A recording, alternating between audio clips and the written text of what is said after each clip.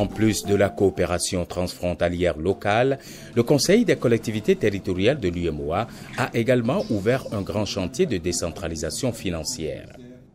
La décentralisation financière, thème principal au centre de nos présentes assises, est au cœur de la problématique de la réforme de l'État telle qu'engagée par nos pays dans la perspective de la promotion conjointe de la démocratisation et de la décentralisation amorcée au tournant des années 90. Près de 3 décennies après les conférences nationales qui ont vu la relance de la décentralisation, celle-ci est désormais irréversible au niveau de la plupart des pays de l'UEMOA.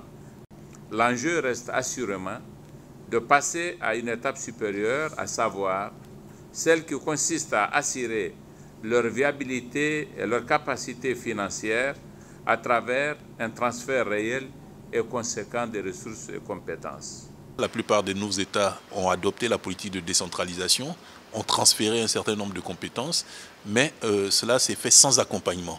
Sans accompagnement au niveau des ressources humaines, sans accompagnement au niveau des ressources financières.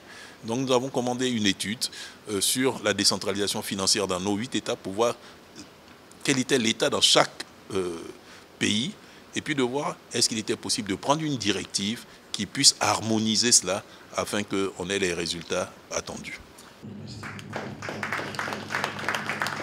Il faut donner la force à ces collectivités territoriales. Si un pays veut se développer, il faut qu'il s'occupe de ces collectivités territoriales. Il faut qu'il aide les collectivités territoriales à avoir des financements. Lorsque dans un pays, vous avez 77 communes et que toutes les communes se développent, ça veut dire que le pays se développe. Donc les chefs d'État doivent travailler à ce que la décentralisation financière soit une réalité. Nous avons un programme régional d'appui à la décentralisation financière qui transcende l'Union. Ce programme, aujourd'hui, implique le Tchad et la Mauritanie. Donc, nous sommes en train de diversifier, d'élargir le périmètre, n'est-ce pas, de l'espace UEMOA. Ça c'est le premier point. Le deuxième point, aujourd'hui, nous mettons le doigt sur les aspects qui nous semblent extrêmement importants. Nous savons que les financements publics deviennent de plus en plus modestes et que les besoins s'accroissent, n'est-ce pas? Il y a une multiplication de besoins et qu'aujourd'hui, nous devons trouver les solutions à ces besoins. Et pour y arriver, hormis ces financements classiques, nous devons nous ouvrir aux financements innovants. C'est la raison pour laquelle nous travaillons aujourd'hui pour la mise en place, n'est-ce pas, d'un cadre qui ferait de telle sorte que tous les guichets de financement, n'est-ce pas, additionnels n'échappent au CCT.